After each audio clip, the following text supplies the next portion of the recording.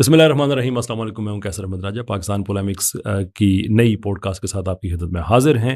वैसे तो पाकिस्तान पोलेमिक्स में हम डिस्कस करते हैं चीज़ें जो पाकिस्तान रिलेटेड होती हैं और जो काउंटर नैरेटिव है जिसमें दीनी मामलात हैं, सोशल इश्यूज़ हैं, हेल्थ एंड सो फोर्थ। लेकिन आज थोड़ा सा डिफरेंट एक प्रेजेंटेशन है, इसलिए कि आज जो हमारे साथ मेहमान हैं वो पाकिस्तान से नहीं हैं। मुफ्ती यासर नदीम अल वाजिद साहब मेरे साथ हैं, जिनको अक्सर आपने देखा होगा लाइव स्ट्रीम में। मैं भी इनकी स्ट्रीम्स में हाज़िर होता हूँ, ये भी इज़्ज़त बख्शते हैं, तशरीफ़ लाते हैं मेरी स्ट्रीम्स में। क्यों आज हमने इनको ज़हमत दी है? वेल, इसका बिल्ट अप स्टार्ट होता है हमारी जो पिछली पॉडकास्ट है जो साहिल अदीम साहब के साथ हुई, जिसमें दो बातें हैं बहुत अहम। एक तो ये कि उन्होंने ये बात कही, जो एटलीस्ट जो तासुर लिया गया वो ये कि इस्लाम का जो मिजाज है वो एब्सोल्यूट सेम है हर जगह पे। उसमें जो लोकल रिलेटिव कंडीशंस हैं वो मैटर नहीं करती हैं, जिस पे मेरा इख्तलाफ है। लेकिन ऑब्वियसली मैंने एक हद तक एज अ होस्ट में जिस पे मैं बात कर सकता था वो मैंने की है, और जो मेहमान है उसकी इज़्ज़त का ये तकाजा होता है कि आप बात करने दें, और वो अगेन साहिल भाई का एक एब्सोल्यूट राइट था जो उन्होंने इस्तेमाल किया। लेकिन इसकी जो एग्जांपल्स हैं वो ज़्यादा इंडिया के कॉन्टेक्स्ट में रहीं, और बिलखसूस मुफ्ती यासर नदीम अल वाजिदी साहब को नाम लेके मेंशन किया गया मुतअद्दिद मरतबा, काफ़ी एक बड़ा सेक्शन पॉडकास्ट का रहा। तो फिर फेयरनेस का तकाजा ये है कि फिर हम जो व्यू हैं वो इंडियन मुस्लिम्स के हवाले से लें, और चूंकि मुफ्ती साहब का नाम लेके बात कही गई है तो फिर उनको जहमत देने का मकसद ये था कि फेयरनेस का तकाजा अगेन ये है कि बात हम उनसे पूछें। मुफ्ती साहब अस्सलाम वालेकुम, कैसी तबीयत है आपकी? वालेकुम अस्सलाम वरहमतुल्लाह। खैरियत से हैं कैसर भाई? जी, अल्लाह का शुक्र है जी। वैसे तो हम इकट्ठे स्ट्रीम्स करते रहते हैं, लेकिन डिफरेंट सेटिंग्स टुडे, आज आप मेहमान हैं पॉडकास्ट में। जी, जी, माशाअल्लाह। ये मेरे ख़्याल से साहिल भाई का शुक्रिया अदा करना चाहिए इस ताल्लुक से। जी, शुक्रिया ज़रूर अदा करना चाहिए, लेकिन गुफ्तगू का सिलसिला यहाँ से शुरू करते हैं कि आपने क्या कर दिया, एक पाकिस्तानी को बुज़दिल कर दिया, ये क्या हुआ? असल में बाज़ मरतबा ऐसा होता है कि जब आप शेरों के साथ बैठते हैं, तो फिर दूसरे लोग आपको बुज़दिल करार देने लगते हैं। That's one way of looking at it. अच्छा, लेट्स स्टार्ट विद जो जो पहली बात है कि इस्लाम बेसिकली मिजाज जो है वो एक ही तरह का है। अगर आप किसी जगह पे मुश्किल है आपको दीन प्रैक्टिस करना, कुरान पे अमल करना, तो फिर आप क्या करें? और मेरा व्यू ये था कि आप जितनी कोशिश कर सकते हैं आप करें, अदरवाइज आप हिजरत कर जाएं। But seemingly this was not the view taken. आलम दीन की हैसियत से, एक ऐसा आलम दीन जो कि एक ऐसी कंट्री में रह रहा है जहाँ पे मुसलमान माइनॉरिटी में हैं, और दो एक्सपीरियंसेस हैं आपके पास जिसमें अमेरिका का भी है और इंडिया का भी है। क्या टेक है आपका इस बात पे? जी, बहुत ये अहम क्वेश्चन है, लेकिन मैं असल में अगर इसका जवाब सीधे-सीधे ये दूँ कि जी माइनॉरिटी मुसलमानों को ये करना चाहिए, तो ये बात सही है कि जो माइनॉरिटी और मेजॉरिटी की जो रेटरिक है हम उसको तस्लीम कर रहे हैं। बात असल में ये है देखने की कि जो राइट्स माइनॉरिटीज़ को, सो कॉल्ड माइनॉरिटीज़ को, चाहे मुसलमान हो, गैर मुस्लिम हो, दूसरे मुल्कों में हैं, क्या उतने या उससे कुछ कम दर्जे के राइट्स मुस्लिम मुल्कों में खुद मुसलमानों को भी हैं? असल ये देखने की बात है। मसलन अगर हम सब कॉन्टिनेंट में इंडिया, पाकिस्तान, बांग्लादेश इन 3 मुल्कों को ही ले लें और इन 3 मुल्कों में देखें कि मुसलमानों को कितने राइट्स हैं। तो पाकिस्तान या बांग्लादेश में सिवाय इसके कि मुसलमान अक्सरियत में हैं, इसके अलावा उनके पास इस्लाम पर अमल करने के हुकूक कितने अवेलेबल हैं? आपसे ये कहा गया कि भई हम तो आज़ाद हैं, और आपने खुद ये सवाल किया कि क्या वाक़ई हम आज़ाद हैं? और आपका सवाल बिल्कुल जेन्युइन था कि एक मुस्लिम मेजॉरिटी कंट्री में बैठे हुए एक शख्स को, जो एक आम शख्स नहीं है, जो मुल्की सियासत से यानी हालात से बाखबर है, दुनिया की सियासत से बाखबर है, इक़्तिसादी सूरत-ए-हाल से बाखबर है, वो ये सवाल कर रहा है कि क्या वाक़ई हम आज़ाद हैं? इसका मतलब कहीं न कहीं कुछ मसले हैं। आप अपने पर्सनल लॉ को देखें, आप अपने सिविल लॉ को देखें, कितना परसेंट इस्लाम वहाँ पाया जाता है, ठीक है? इसी तरीके से ओवरऑल जो पॉलिटिकल सिचुएशन है, क्या उसको आप ये कह सकते हैं कि इसका ताल्लुक किसी भी तरह रसूल अकरम सल्लल्लाहु अलैहि वसल्लम के उसवा हसना से है? तो जब ये सारी चीज़ें अपनी जगह हैं, तो अब ये फ़र्क ख़त्म होना चाहिए कि इंडिया में मुसलमानों को कितने राइट हैं और पाकिस्तान में मुसलमानों को कितने राइट हैं और बांग्लादेश में। आप बांग्लादेश को अगर आप 5 महीने, 10 महीने पीछे जाकर देखेंगे, तो इंडिया से ज़्यादा सेक्युलर मुल्क था। ये तो अभी रिजीम चेंज हुई है, तो थोड़ा लोगों को साँस लेने में आसानी हुई है, वरना वहाँ तो आप एक अगर इस्लाम पसंद शख्स हैं, तो आप साँस नहीं ले सकते थे, लोग परेशान थे। तो ये जो اب آپ یہ دیکھیں کہ جو ملک جہاں پر مسلمان اقلیت میں ہیں، ابھی فی الحال انڈیا کو ذرا سائڈ میں رکھ دیجئے، آپ امریکہ میں، انگلینڈ میں، نیدرلینڈز میں، یورپین کنٹریز میں یہ نہیں کہہ رہا ہوں کہ یہ بہت ہی عظیم الشان ممالک ہیں اور انہوں نے انسانی حقوق کے چیمپئن ہیں، انہوں نے وہ تمام کے تمام حرکتیں کی ہیں جو ایک انسان کو انسانیت کے مرتبے سے نیچے کر دیتی ہیں، لیکن ان ممالک میں جو جتنے بھی حقوق ہیں، چاہے وہ بہت کم ہوں لیکن اتنے حقوق ان کو دیے جاتے ہیں۔ تو میں اگر کمپیئر کروں پاکستان کو انڈیا سے، تو میں یہ سمجھتا ہوں کہ انڈین مسلم کوئی پاکستانی مسلمانوں کے مقابلے میں نہ بہتر سچویشن میں ہے نہ بدتر سچویشن میں اوکے، اس معاملے میں۔ فیئر انف، آپ کا پوائنٹ آ گیا۔ لیکن ایک بات کہ میں نے بھی ساحل بھائی سے یہ بات پوچھی تھی کہ اگر ہم یہاں پہ آزاد ہیں تو پھر ہم کس چیز کے خلاف لڑ رہے ہیں؟ Obviously we are missing something, آپ نے بھی اس طرف الوڈ کیا، لیکن ان کی یہ بات کی ہے کہ ہمیں لابینگ کرنی چاہیے، اور ایونچولی وہی بات انہوں نے سجیسٹ کی انڈین مسلمز کے حوالے سے بھی، کہ میں بھی یہی کہہ رہا ہوں کہ وہاں پہ بھی لابینگ ہی ہونی چاہیے۔ میرا ویو تھوڑا سا کس اس چیز حوالے کا سے، جی لابنگ کس چیز کی ہونی چاہیے؟ ہاں، یہی میں کہنا چاہ رہا تھا کہ میرا ویو اس حوالے سے تھوڑا ڈفرینٹ ہے، کہ ٹھیک ہے پاکستان میں ہم لابینگ کر سکتے ہیں اس لیے کہ، اور پاکستان کی میں اگزامپل اس لیے دے رہا ہوں کہ ایک مسلم میجورٹی کنٹری ہے، کوئی بھی ہو، اوبیسلی ایز اے مسلم ہمارے لیے نیشنلزم اتنا میٹر نہیں کرتا ہے، لیکن فی الحال جو ایک جغرافیہ جو بنا ہوا ہے، میں اس کے تناظر میں بات کر رہا ہوں کہ مسلم میجورٹی کنٹری ہے، تو فیر انف ہمیں لابنگ کرنی چاہیے کہ یہاں پہ اسلامی لو ہونا چاہیے، بینکوں میں سود نہیں ہونا چاہیے، میڈیا میں فحاشی نہیں ہونی چاہیے، اور بہت سی لیجٹمیٹ چیزیں وہ نہیں ہونی چاہیے، سوشل ایولز نہیں ہونے چاہیے، جو کہ فرینکلی ہمارے کانسٹیٹیوشن میں بھی لکھا ہوا ہے۔ لیکن ڈز اٹ اکورڈ ود اسلام کہ اگر کسی جگہ پہ مسلمان عددی اعتبار سے مائنورٹی میں ہیں، لیکن وہ لوبینگ کر کے جو وہاں کی اکثریت ہے اس پہ بھی اپنا لو امپلیمنٹ کرنے کی کوشش کریں؟ اس سے پہلے میں یہ پوچھنا چاہوں گا کہ ساحل صاحب نے یہ کہا کہ پاکستان میں چونکہ مسلمان میجورٹی میں ہیں تو لابنگ کر سکتے ہیں، اور میں نے اسی لیے پوچھا کہ کس چیز کی لابنگ، آپ نے کہا سود کے خلاف وغیرہ وغیرہ، تو کیا آپ سمجھتے ہیں کہ ساحل صاحب پاکستان کی تاریخ میں وہ پہلی شخصیت ہیں جو اس طرح کی لابنگ کرنے کے لیے اٹھے؟ یعنی انہوں نے ایسا لگ رہا ہے کہ خلافت کو ایک انٹرپرائز بنا لیا ہے، اور یہ سمجھتے ہیں کہ اس انٹرپرائز کا اونر میں ہوں، خلافت کی جتنی بات پاکستان میں نے کی ہے، یا احیاء دین یا اقامت دین کی بات جتنی میں کر رہا ہوں اتنا کوئی دوسرا نہیں کر رہا ہے۔ بھائی سود کے خلاف دن رات علماء کے بیانات اور تقریریں ہو رہی ہیں، ان کی کوششیں ہو رہی ہیں۔ ابھی جو غالباً آپ ہی کے ویڈیوز کے ذریعے مجھے پتا چلا، سوشل میڈیا کے ذریعے بھی، کہ جو علماء کرام نے اعلامیہ پاس کیا اور غالباً شاید حکومت نے اس کو منظور بھی کیا، یہ الگ بات ہے کہ وہ اس کو امپلیمنٹ کرے گی یا نہیں کرے گی، اور اس کی وجہ یہی ہے کہ ملک آئی ایم ایف کا غلام بن چکا ہے، وہاں سے قرضے آ رہے ہیں، آپ زیادہ کچھ کر نہیں سکتے ہیں۔ تو یہ جو ساحل صاحب نے خلافت انٹرپرائز قائم کی ہے، اور وہ سمجھ رہے ہیں کہ میں خلافت کا چیمپئن یا اقامت دین کا چیمپئن ہوں، میں یہی بتانا چاہتا ہوں کہ جن چیزوں کے اوپر وہ لابنگ آج کر رہے ہیں، وہ علماء عرصہ دراز سے کرتے چلے آ رہے ہیں۔ جی دیٹس ویری ٹرو۔ میں قضا کلامی کی معذرت، میں صرف ایک جملہ اس میں ایڈ کرنا چاہتا ہوں کہ جو ارلی 90s میں 1991 میں جو سود کے خلاف فیڈرل شریعہ کورٹ نے فیصلہ دیا تھا، وہ مفتی تقی عثمانی صاحب اس کے جج تھے۔ سو دیر از کلیئر ایویڈنس کہ علماء پلس لو امپلیمنٹنگ کے جو ادارے ہیں، جو شرعی ادارے ہیں، yes they are doing their work. اچھا، آج سے پہلے 2007 یہ 6 کا واقعہ ہے نا لال مسجد کا، کیا ہوا تھا وہاں لال مسجد پہ؟ ٹھیک ہے، اس کے پیچھے اس کے منظر اور پس منظر میں بہت ساری چیزیں آپ کہہ سکتے ہیں، لیکن جو اس پوری جماعت کا جو بنیادی مقصد تھا وہ یہ تھا کہ جی ہم اقامت دین کے لیے لاٹھی لے کر اپنی لڑکیوں کو ہم نے سڑکوں پہ نکالا ہے۔ بہت سے علماء نے اس کو مخالفت کی، بہت سے لوگوں نے اس کی حمایت کی۔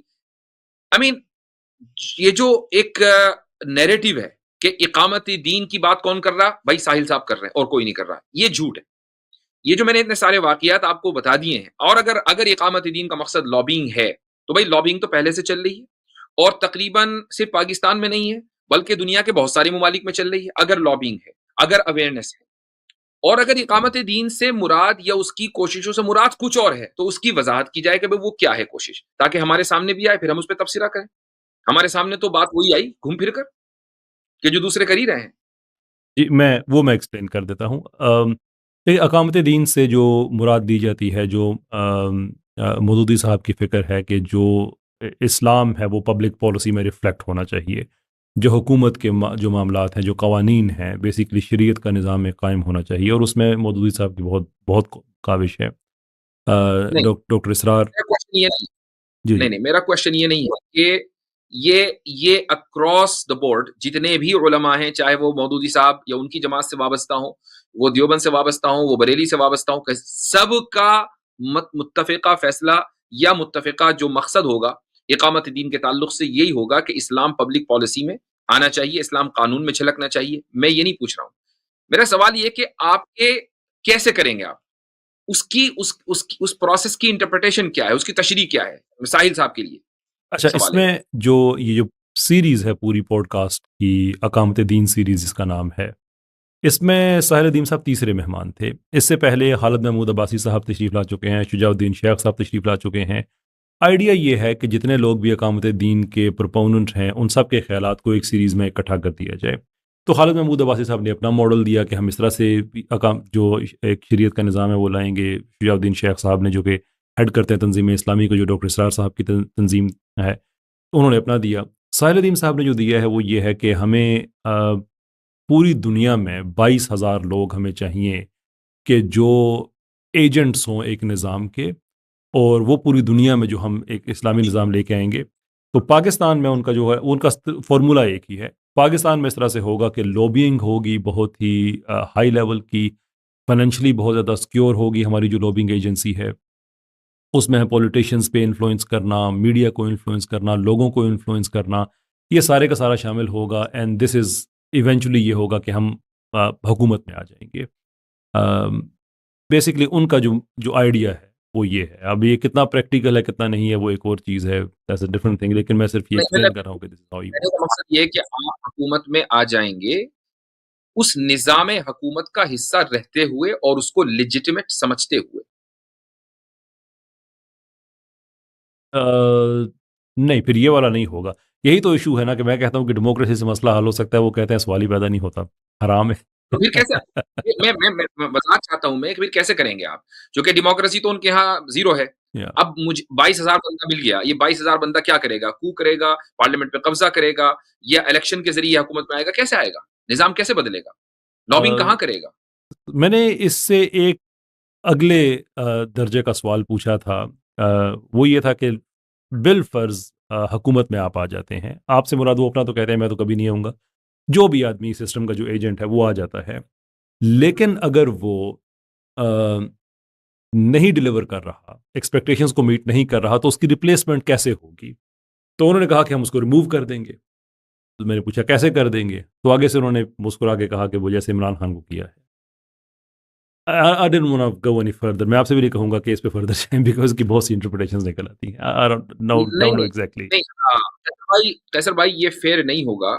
جی میں نے ابھی ایک پوڈ کاسٹ کی، ایک صاحب ہیں باسط صاحب، مشیگن میں رہتے ہیں، میرے پاس آئے 2-3 دن پہلے، وہ پوڈ کاسٹ آئی اور کافی وائرل ہوئی. لوگوں نے کامنٹس میں یہ لکھا کہ بھائی ساحل ادیم صاحب کو صحیح سے ریپرزینٹ نہیں کیا گیا. میں اگر بات یہی ہے تو پھر ان کی بات کہ وہ کیسے نظام قائم کریں گے، اقامت دین وہ کیسے کریں گے، وہ بات کلیئر ہونی چاہیے. تب جا کر ہم اس پر یا تو کہہ دیں گے بہت اچھی بات ہے، آپ نے بالکل صحیح کہا، ایسے ہی ہونا چاہیے، اور یا پھر اس پر ہم تنقید کریں.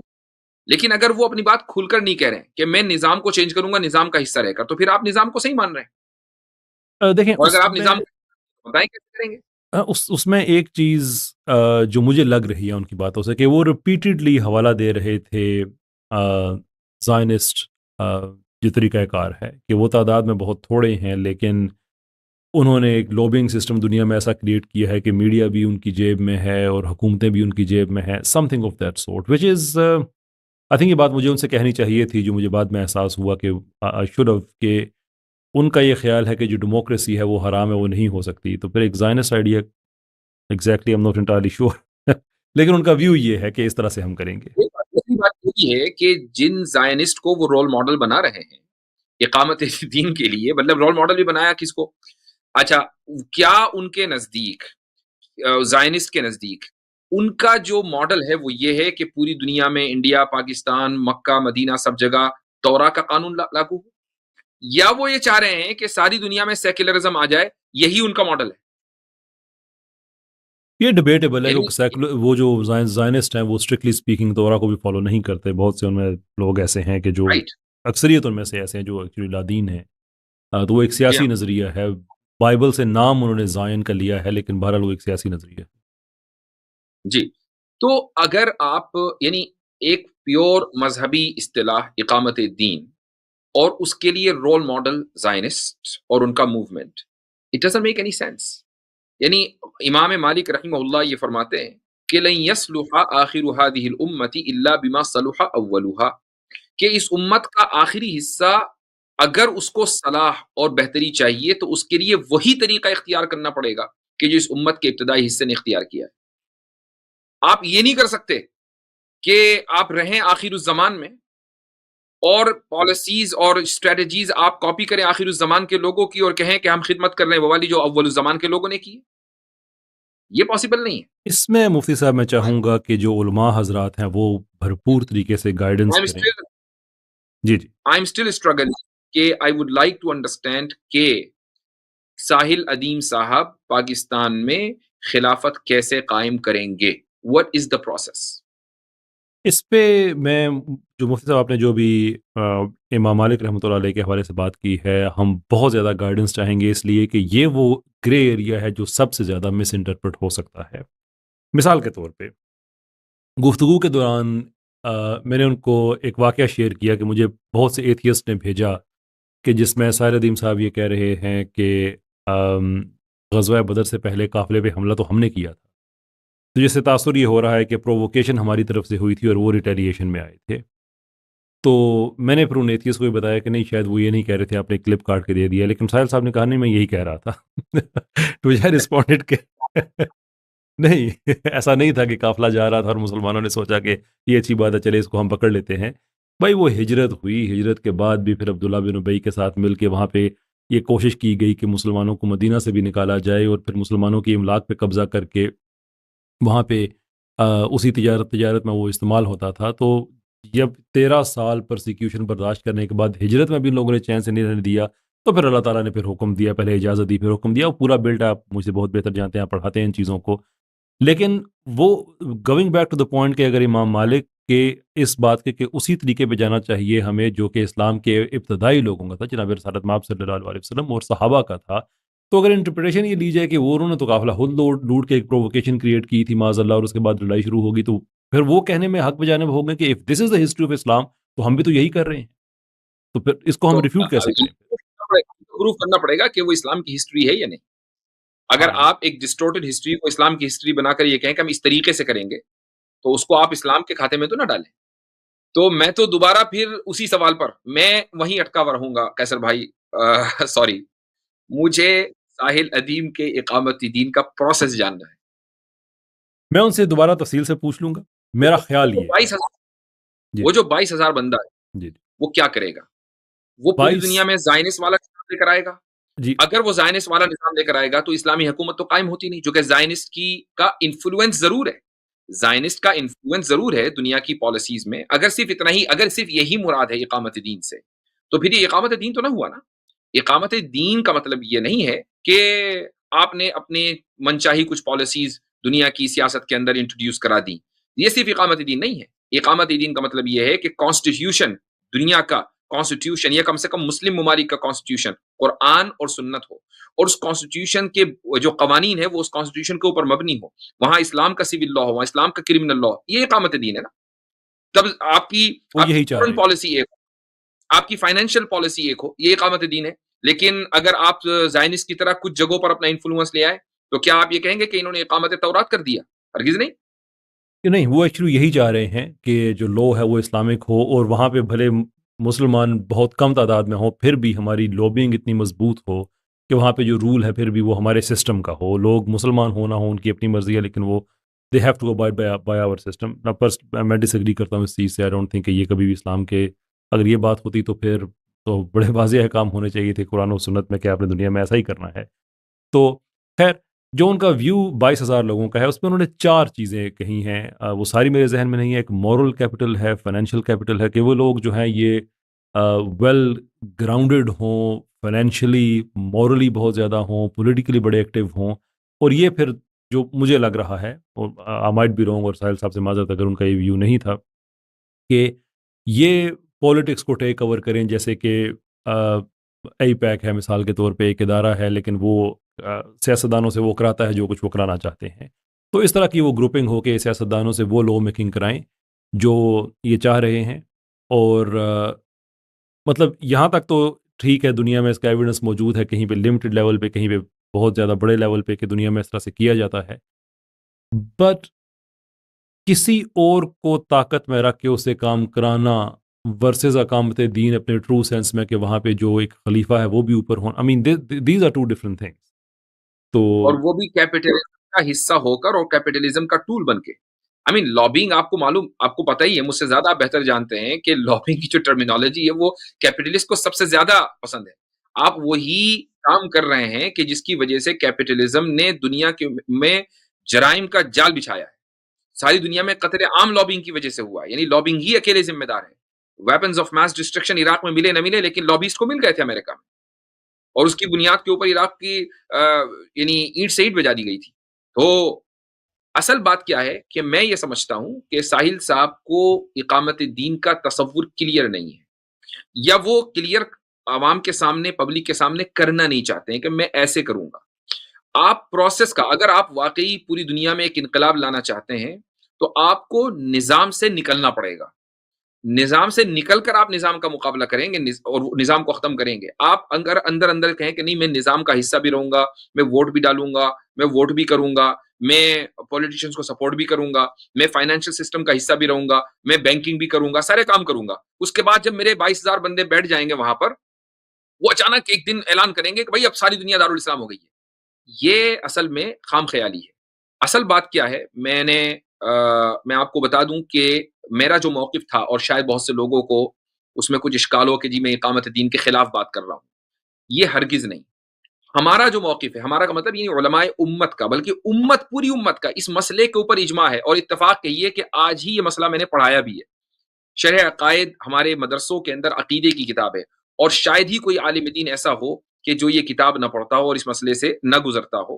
اس کتاب میں واضح طور سے یہ عقیدہ لکھا ہوا ہے کہ امام کو نصب کرنا، امام المسلمین کو متعین کرنا اس امت کے اوپر واجب ہے، اور یہ اجماعی مسئلہ ہے.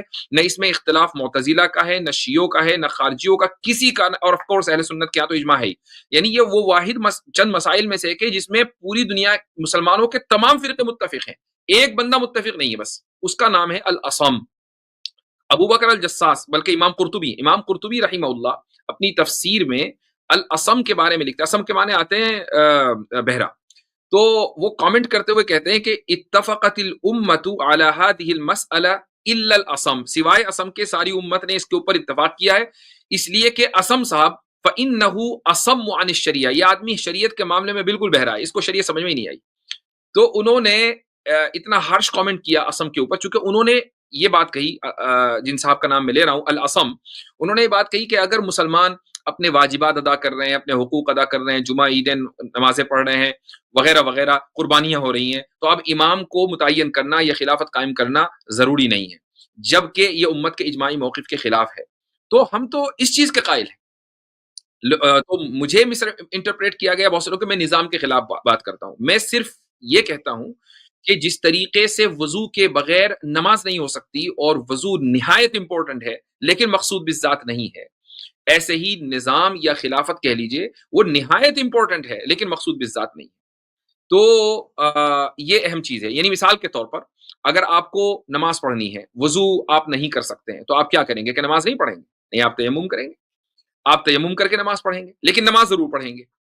لیکن اگر مثال کے طور پر آپ نماز نہیں پڑھ سکتے، ایک آدمی نماز نہیں پڑھ سکتا، وہ ایسا ہے کہ وہ اس کی صرف وہ یعنی کوما میں چلا گیا، کوئی بھی وجہ ہے، زندہ ہے کوما میں چلا گیا ہے، اور اس کا کوما مثلا 24 گھنٹے سے زیادہ عرصے پر محیط ہے، تو اب اس کے اوپر سے نماز ساقط ہو گئی، تو کیا آپ اس سے وضو کروائیں گے؟ نہیں. کیا آپ اس سے تیمم کروائیں گے؟ نہیں، چونکہ اس کو نماز ہی نہیں پڑھنی. لیکن اگر نماز پڑھنی ہے تو وضو نہیں تو تیمم ضرور کرے گا. ایسے ہی نظام اور اسی طریقے سے جو تزکیہ نفس ہے وہ یا ایک انسان کا تزکیہ امت ہے، ان دونوں کے درمیان فرق ہے. آپ یہ ضرور کہہ سکتے ہیں کہ عام حالات میں تزکیہ امت نظام کو قائم کیے بغیر ممکن نہیں ہے، لیکن بعض مخصوص حالات میں تزکیہ امت ہو جاتا ہے اور نظام قائم نہیں ہو پاتا.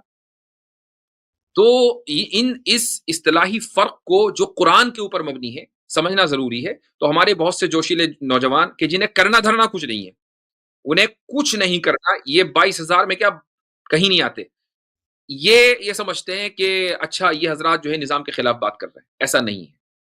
جی ایک ضمنی طور پہ ایک چیز just to be fair to Sahil بھائی, وہ ووٹنگ کے بڑے شدید خلاف ہیں. انفیکٹ وہ کہتے ہیں کہ میں مفتی نہیں ہوں ورنہ میں فتویٰ بھی دے دیتا کہ یہ کفر ہے, آپ نہیں کر سکتے. اچھا, جو بھی آپ نے بات کہی ہے نظام کے حوالے سے, دیکھیں میرا ویو اس پہ یہ ہے, جو کہ میں خود اقامت دین کا میں پرپوننٹ ہوں, میں سمجھتا ہوں کہ دین کا نظام جو ہے وہ قائم ہونا چاہیے. اور میرا ویو یہ ہے کہ میں تزکیہ نفس اور اقامت دین کو دو مختلف چیزیں نہیں دیکھتا, بلکہ میں اس طرح سے دیکھتا ہوں کہ آپ تزکیہ نفس جب آپ کریں گے تو بیسکلی اس کا مقصد کیا ہے اس کا کرنے کا, تو اس کا مقصد تو یہی ہو سکتا ہے نا کہ آپ رب کے نظام کو قائم کریں, کہ آپ کا نفس اتنا پاکیزہ ہو چکا ہے کہ آپ اس اسٹیج پہ جا گئے ہیں. پر ایٹ دا سیم ٹائم آپ نے نظام قائم اس لیے کرنا ہے کہ نفس پاکیزہ رہ سکے, کہ دونوں چیزیں انٹر ڈیپینڈنٹ ہیں. اس کی مثال میں اس طرح سے دے سکتا ہوں کہ اگر میں اپنے سارے اذکار پورے کر رہا ہوں, نمازیں میری پوری ہیں, سارا کچھ ہے, لیکن میرے ملک میں سود کا نظام ہے, میں لقمہ حرام کھا رہا ہوں, تو ہم تو اس چیز کو, ان کے سائنٹیفکلی بھی چیز یہ ثابت ہے, دین تو اس سے پہلے کہہ رہا ہے کہ جو آپ کھاتے ہیں اس کا آپ کے وہ وجود کا حصہ بنتا ہے. تو میں حرام کھا کے اپنے نفس کا میں کیسے تزکیہ کر سکتا ہوں؟ تو مجھے وہ نظام بالکل نہیں. چاہیے. جی, مجھے وہ نظام چاہیے جس میں مجھے وہ اللہ اور اللہ کے رسول صلی اللہ علیہ وسلم کے احکام پہ مبنی ہو, ایک پاکیزگی, ایک حلال ایکسپیرینس مجھے ملے, تو پھر میں باقی کام جو ہے میرے نفس کے تزکیہ میں وہ, تو میں اس لیے سمجھتا ہوں کہ جہاں پہ مسلمز کر سکتے ہیں ان کو یہ کرنا چاہیے, یہ ان کا ایک رائٹ ہے کہ اس پہ کسی کو کوئی اعتراض نہیں ہونا چاہیے. رائٹ. لیکن پھر وہ بات آ جاتی ہے کہ اس کا طریقہ کار کیا بہتر ہے. تو ہم پاکستان میں جو 5-7 مختلف لوگ ہیں اس کے نظریات کو لے کے چلنے والے, ان سب کا اپنا اپنا ماڈل ہے. میرا یہ ہے کہ بھائی ہمارے پاس ہمارا آئین جو ہے یہ بڑا زبردست ڈاکومنٹ ہے, اس کے اندر کچھ چیزیں ہیں جو کہ ٹھیک ہونے والی ہیں, باقی یہ اگر امپلیمنٹ کر دیا جائے تو ہمیں جو شریعت کا فریم ورک ہے وہ ہمیں مل جائے گا, کیونکہ اس میں بنیاد یہ ہے کہ اقتدار اعلیٰ کا تصور اللہ تعالیٰ کی ذات کے ساتھ منسوب ہے صرف, اور یہ لوگ جو اسمبلی میں بیٹھے ہیں یہ اسی امانت کو ایگزیکیوٹ کر رہے ہیں, اپنی طرف سے کچھ نہیں کر سکتے. اور یہ کہ دین, ریاست کا دین جو ہے اسلام ہے, اور یہ کہ کتاب و سنت کے خلاف کوئی قانون نہیں بن سکتا, اینڈ سو فورتھ. لیکن اس کے باوجود پالیسی لیول پہ آ کے گڑبڑ ہو جاتی ہے کہ بینکوں میں سود بھی ہے اور یہ بھی ہے وہ سارا, تو ہم یہ کہتے ہیں کہ چیزیں ختم ہو, اس کی امپلیمنٹ کر دے total, this is good enough. میری اور آپ کی بات میں کوئی فرق نہیں ہے. بظاہر ایسا لگ رہا ہے کہ فرق ہے, لیکن کوئی فرق نہیں ہے. یعنی میں کبھی یہ نہیں کہوں گا کہ ایک آدمی اگر مسلح پر بیٹھ کر دن رات نماز پڑھا ہو اور لیکن اس کی انکم حرام ہو, تو حدیث میں تو کہا گیا کہ مطعمہ وملبسہ حرام ومأکلہ حرام فأنا یستجاب له, کہ ایک آدمی کا کھانا بھی حرام ہے, پینا بھی حرام ہے, ہر چیز حرام ہے, تو اس کی دعا قبول کیسے ہوگی؟ یہ ممکن نہیں ہے. تو آپ علیہ الصلوۃ والسلام نے تو اس کو واضح طور پر ارشاد فرما دیا ہے. تو اگر کوئی آدمی یہ سمجھتا ہے کہ تزکیہ نفس کا مطلب صرف یہ ہے کہ نماز اور روزہ رکھ لیا جائے, یہ غلط ہے, اور نہ ہی ہم یہ کہہ رہے ہیں. تزکیہ نفس کا مطلب یہ ہے کہ آپ اسلام کو جو بھی اس کے تمام فرائض, واجبات, منہیات, محرمات, جتنی بھی چیزیں, سب کی رعایت کر کے آپ اپنی زندگی گزار رہے ہیں. کہیں آپ کو ایسا ماحول ملا ہوا ہے تو صرف یہ مطلب ہے. لیکن آج کی تاریخ میں مثلا ہم جس دور میں رہ رہے ہیں, پوسٹ ماڈرنزم کا دور ہے, پوسٹ کلونیلزم کا دور ہے, اس دور میں یہ بہت سے ملکوں میں, کیا تقریباً دنیا کے اکثر علاقوں میں یہ پاسبل نہیں ہے کہ آپ سود کے بغیر یا اسی طریقے سے حرام چیزوں کو حلال جانے بغیر زندگی گزار سکیں. آج کے دور میں اگر ایسا ہے تو بالکل نظام قائم کریں. ہم تو نظام قائم کرنے کو فرض قرار دیتے ہیں, جس طرح وضو فرض ہے. ٹھیک ہے, چلیں یہ جی کچھ کہہ رہے تھے. یعنی میرے کہنے کا مقصد یہ ہے, شاید آواز میں کچھ مسئلہ بھی ہے, میرے کہنے کا مقصد یہ ہے کہ میں ساحل صاحب سے یہ پوچھنا چاہتا ہوں کہ کیا انڈین مسلمانوں کے اوپر یا امریکن یا برٹش یا دنیا میں جہاں پر بھی مسلمان مائنورٹی میں ہیں, وہاں پر مسلمانوں کی کیا ذمہ داری ہے اقامت دین کے حوالے سے؟ لوبینگ, اور یہ کہ بھلے وہ مائنورٹی میں ہوں لیکن سسٹم ان کا چلنا چاہیے, and is very clear about it. ٹھیک ہے. لابینگ کے اوپر میرا شروع سے سوال ہے کہ جب آپ لابینگ کرتے ہیں تو آپ سسٹم میں رہ کر کرتے ہیں. آپ سسٹم کے باہر جا کر تو سسٹم کے خلاف لابی کر سکتے ہیں، لیکن اگر آپ اس سسٹم میں ہی آپ ان جو سسٹم کے کارندے ہیں جن کو سسٹم چلانا ہے، اگر آپ انہی کے اوپر لابنگ کر رہے ہیں تو یہ پارٹ آف دا سسٹم، وہی تو پرابلم ہے. تو آپ نے پرابلم سالو کہاں کی؟ آپ نے تو پرابلم کو اور بڑھا دیا. Yeah, I think اب this is fair. میں آپ کو ایک مثال بھی دے دیتا ہوں انڈین مسلم کے حوالے سے، حالانکہ میں انڈین مسلمس کا ریپرزینٹیٹو نہیں ہوں. جس طریقے سے مجھے پینٹ کیا گیا، بھائی واجد صاحب تو انڈیا کے ہیں، ٹھیک ہے، بہت اچھی بات ہے. I happen to be an Indian, you happen to be a Pakistani. اس طرح تو ہے نہیں کہ آپ نے اللہ تعالیٰ سے کوئی کانٹریکٹ کیا تھا کہ اللہ پیدا مجھے پاکستان میں ہونا ہے. انہوں نے میرے خلاف ایک ویڈیو میں کامنٹ کیا کہ بھائی اس کے تو باپ بھی ہندوؤں میں پیدا ہوئے اور دادا بھی ہندوؤں میں پیدا ہوئے. میں ساحل صاحب کے دادا کے بارے میں کہہ سکتا ہوں کہ بھائی پنجاب میں پیدا ہوئے. اگر آپ کے دادا پنجابی تھے تو پنجاب کوئی دارالاسلام نہ آج ہے نہ کل تھا، بلکہ جس زمانے میں دادا پیدا ہوا ہوں گے وہاں پنجاب میں ہندوؤں کی اکثریت ہوگی. لیکن آئی نو یہ ساری چیزیں پرسنل ہے. بات اصل کیا ہے کہ یعنی اگر ایک آدمی اقامت دین کی بات کرتا ہے، ایک آدمی خلافت کی بات کرتا ہے، تو اس کو پہلے کم سے کم اپنی زبان کے اوپر اقامت دین کرنا چاہیے. سب سے پہلے زبان سے بات شروع ہوگی، اس کے بعد پھر عمل، اور اس کے بعد پھر سوسائٹی. ایک آدمی سوسائٹی میں اقامت دین کی بات کر رہا ہے اور زبان پہ دین نہیں ہے، تو پھر اس کو تو میں سمجھتا ہوں کہ اقامت دین کا کوئی حق نہیں ہے. اب رہی بات آ جائیں انڈین مسلمس کی، جبکہ میں ان کا ریپرزینٹیٹو نہیں ہوں. لابینگ کی جہاں تک بات آتی ہے تو میں سمجھتا ہوں کہ دنیا میں شاید وہ واحد مسلم مائنورٹی ہے جو سب سے زیادہ لابینگ کرتی ہے. آپ دیکھیں کہ 1935 سے لے کر آج تک مسلمانوں کے پاس قانون ہے، مسلمانوں کے لیے بنا ہے، جس کو بولتے ہیں مسلم پرسنل لا، کہ ان کا وراثت، ان کی وقف کی جائیدادیں، ان کے نکاح طلاق کے معاملات سارے اسلام کے مطابق، یعنی سول لا جو ہے وہ اسلامی چلے گا. کہاں پر؟ ایک سیکولر ریاست میں. دنیا میں اس کی مثال نہیں ہے کہیں، ٹھیک ہے.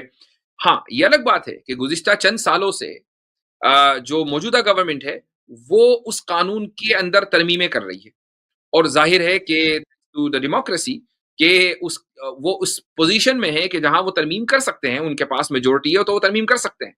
لیکن اگر مان لیں وہ میجورٹی نہ ہوتی تو ترمیم نہ کر پاتے. جیسے 2014 سے پہلے وہ ترمیم نہیں کر پائے، چیخ چیخ کر ان کا گلا سوکھ گیا، لیکن ترمیم نہیں کر پائے، اور مسلمان مکمل اپنے سول لاز کے ساتھ اس ملک میں لابینگ کی وجہ سے، علماء کی لابینگ کی وجہ سے یعنی انجوائے کر رہے تھے. وہ سول لا آج بھی کر رہے ہیں. اسی طریقے سے گزشتہ 5-6 سال پہلے ٹرپل طلاق کا مسئلہ وہاں اٹھایا گیا، ٹھیک ہے. مسلمانوں کی لابینگ نہیں چلی، لیکن مسلمانوں نے لابینگ کی. اس زمانے میں جو علماء تھے، کچھ علماء کا انتقال بھی ہو گیا اس لیے میں اس زمانے کی بات کر رہا ہوں، ان کے سٹیٹمنٹس یہ تھے کہ بھائی ہماری یہ ذمہ داری ہے کہ ہم آواز اٹھائیں. اللہ تعالیٰ ہم سے یہ نہیں پوچھے گا کہ یہ قانون کیوں بنا، اصل سوال یہ ہوگا کہ تم نے آواز بھی اٹھائی کہ نہیں. تو ہم آواز اٹھا رہے ہیں. تو اگر لابنگ کی بات یہ ہے تو وہ تو آلریڈی کام یہ کر رہے ہیں اور کرتے رہیں گے، اور اگر لابنگ سے کچھ اور مراد ہے تو بھائی اس کی وضاحت ہے. I think that's fair. میرے خیال میں یہ حصہ ہمارا جو ہے وہ تمام ہوا، اس میں جو بات تھی وہ آ گئی.